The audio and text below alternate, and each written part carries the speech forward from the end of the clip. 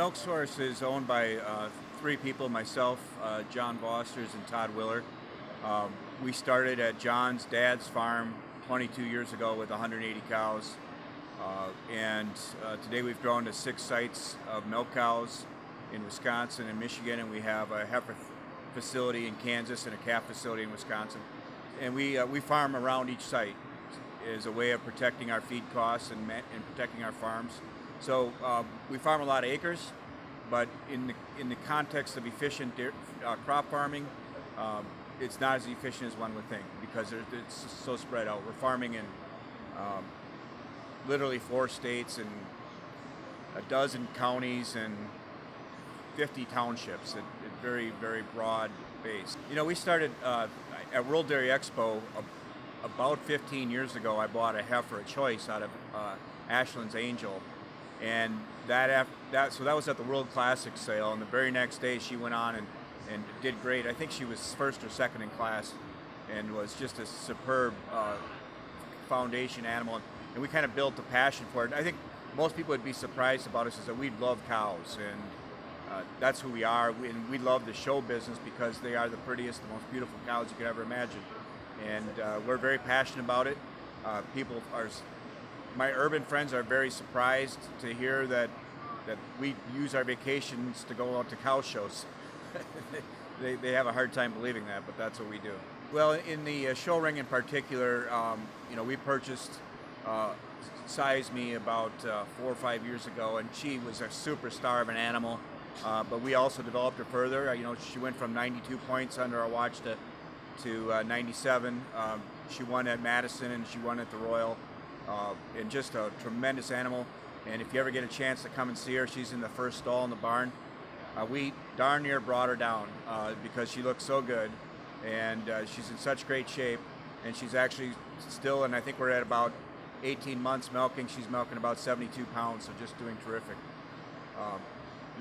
Other cows that we have of note is, yesterday we won the Jersey show with Martha. Just came out looking fabulous. We're really excited about her.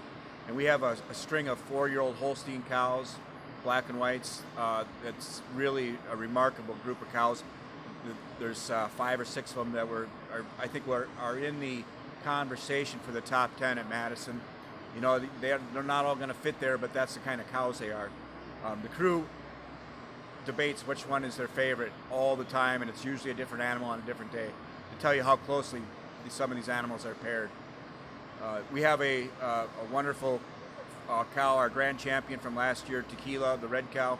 She's back. She's fresh about 3 weeks, and we had her out the other day on the show halter, and I was just stunned about how good she looks. And she could lose maybe another 35 or 40 pounds because she's just fresh, but boy, she's on the money, and she looks fantastic. Her udder's in impeccable shape, and her frame is massed out some more. Really excited about her. I think it's back. What really, I think, our showing and our exhibiting, we put on a very elaborate display here at Expo. It's my pet project. The guys are joking me because I had the layout done the week after Expo last year for this year. But it really is a project that I embrace, and the crew does a great job at keeping everything in order. But we like to put on an event and really kind of celebrate World Dairy Expo because it's our biggest deal. We think it's great for our farm and our family because we can showcase how much we care about cattle and how much we enjoy the business. And it's just really a fun event for us.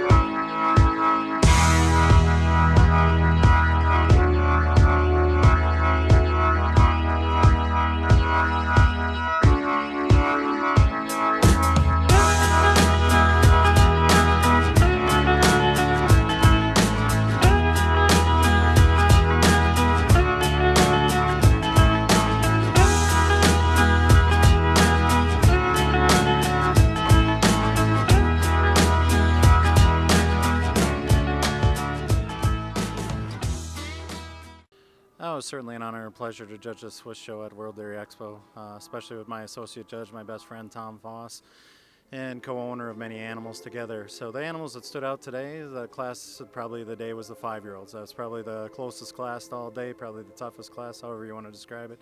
Ended up having our champion cow and our reserve champion cow, two tremendous cows. The first cow that was champion, milking 500 days and just looked tremendous with an incredible udder, and the second place cow was looking third calver as well, fresh this in July, and looked tremendous and made a very fitting pair for our champion and reserve. Another individual that really stood out for us was the senior 2-year-old. She ended up being intermediate champion and grand at the junior show, and honorable mention at the open show. I think a cow that's got a tremendous future, a long-bodied dairy cow with a great rib design and fantastic udder that we're going to hear about in the future.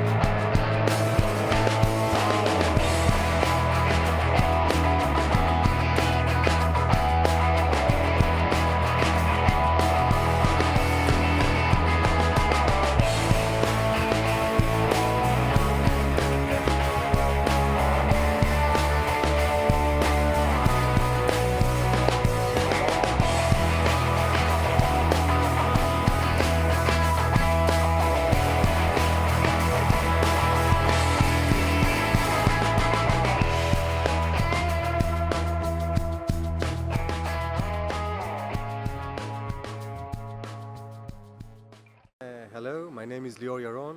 I'm from DeLaval International, based in Tumba, Sweden.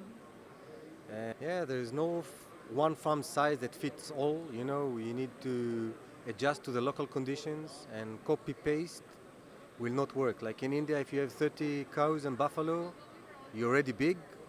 However, if you go to the US, North America, Mexico, of course, numbers are much larger in terms of cows, and then you need to plan the logistics around it.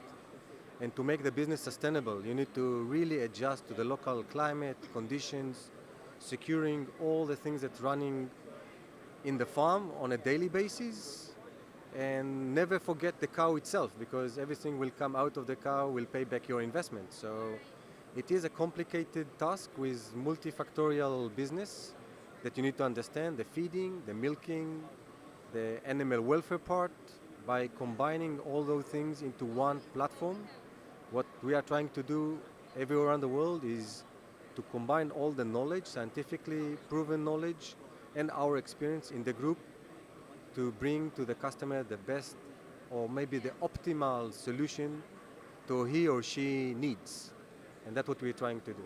Yeah, that's an excellent question, because one main issue is the environment, of course, manure handling, effluent management, and we are stepping deep into that, because as we know, cow is producing a lot of manure, about 50 liters per day, and not always the same amount of milk, unfortunately, maybe less. So by planning and design the right setup of your operation, dealing with that, that's number one. Number two, I will say it will be expansion. We know we will have fewer farmers in the future, but larger units. It's happened in Europe. Now with the end of the quota, it happens all around the world. Less farmers, but bigger units, and then you need to plan for expansion. And if you don't do it in phase A, when you reach to that phase, sometimes we see a lot of challenges of how you grow up your business in a sustainable way. And we've seen it. And last but not least, I would say that the resources, water and feed for cows, because of competition with the growing population and competition over land, that also will be a challenge that we will face. And we already see it in China, for instance, where large farms are lacking water, drinking water for cows, and so on and so forth. So those things, those, on my book at least, the top 3 challenges. Yeah, robotics, that's not only for small anymore. And the main driver for that, it's lack of people that willing to milk cows 24/7 or 22/7. And we already have in Russia, in New Zealand, a couple of mega farms with 24, 33 VMSs, robots working on one site with great success. But also here, the key for success is plan it correctly and stick to the rules. Every system has different rules, and we have a lot of experience with that, and we need to stick to those rules in the planning and design and also implementation phase to secure the cow traffic and so on and so forth.